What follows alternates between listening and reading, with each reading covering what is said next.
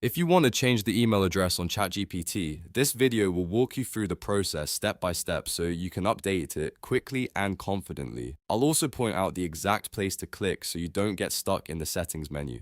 If this tutorial helps, make sure to hit the like button and subscribe for more simple software guides just like this. Alright, let's get started. First, go to ChatGPT and sign into your account if you are not already logged in.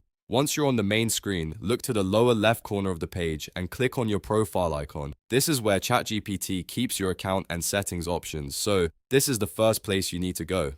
After you click your profile, a menu will appear. From there, click on Settings. This will open the full settings panel where you can manage your account details. Next, in the settings area, click on Account. This section contains the personal account information tied to your ChatGPT profile. Once you're inside the Account tab, look for the Email option. Click on Email to open the email address field. Now type in your new email address carefully. Make sure there are no typos because this is the email ChatGPT will use for account verification and future communication. After entering the new email, the next step is very important. Click on Send Verification Email. ChatGPT will send a verification message to the new email address you entered. Go to that inbox, open the email from ChatGPT, and follow the verification instructions to confirm the change. Until you complete that verification step, the email update may not fully take effect. If you don't see the message right away, check your spam or junk folder just in case it was filtered there. And that's it. You've now changed the email address on ChatGPT. It only takes a few clicks once you know where everything is located.